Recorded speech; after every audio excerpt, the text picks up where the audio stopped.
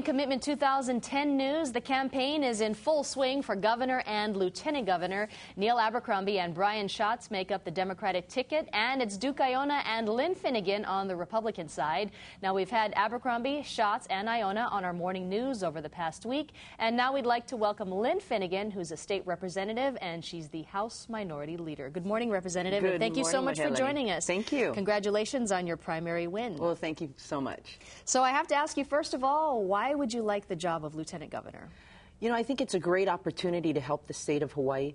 With my policy background and being elected for the last 8 years in the State House of Representatives, I've learned quite a bit about our government and how it operates. I think I can lend that legislative background to Duke Iona as he's running for governor and create a full ticket. He has a judiciary and executive experience. I bring the legislative and private sector experience. So I really wanted to create a strong team for the people of Hawaii. What bill have you passed in the legislature do you think that will be most representative of your qualifications for the job? You know, for the most part, as a Republican, the bills that we have our names on don't necessarily get passed that quickly. But what I can tell you, what I contributed to quite a bit in this past 8 years has been the growth and the ability to fight for the public charter school system here in Hawaii.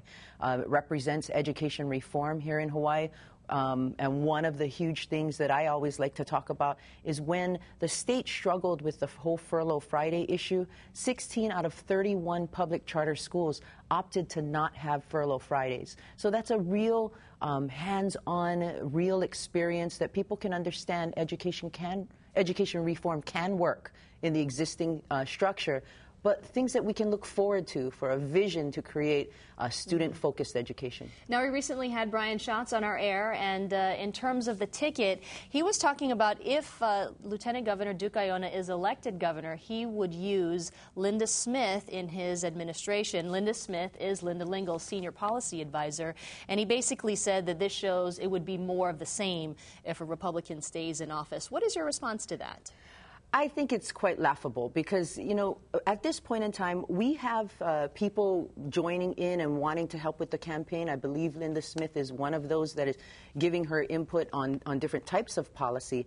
But I also think it's the opportunity for many to speak up, and from policy being created on businesses by Duke Iona going out to businesses and talking to business over the years and making a concerted effort.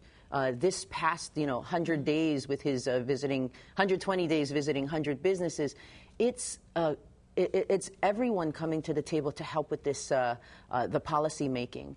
I also think that, it's so premature to say if who's going to be on a cabinet. There's so many things to consider, and taking the good that has been done in the last 8 years and being able to build on it would be a great advantage to hitting the ground running. When you look at Duke Iona in terms of his views on issues, he is conservative fiscally and also socially he is conservative. Yes. But you talk to some of the other Republicans out there. Charles DeJoux comes to mind, Congressman. He says he's fiscally conservative, but in terms of his social views, he's a little more moderate, even on the liberal side. Where do you stand in terms of your fiscal views and your social views? I'm a fiscal and social conservative.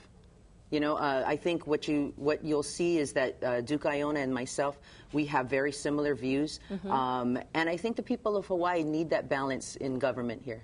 All right, Lynn Finnegan, thank you so much for joining us. Lynn Finnegan, it's my pleasure. A candidate for Lieutenant Governor. And if you'd like to see this interview again or view any of our segments on our morning news, you can go to kitv.com/thismorning.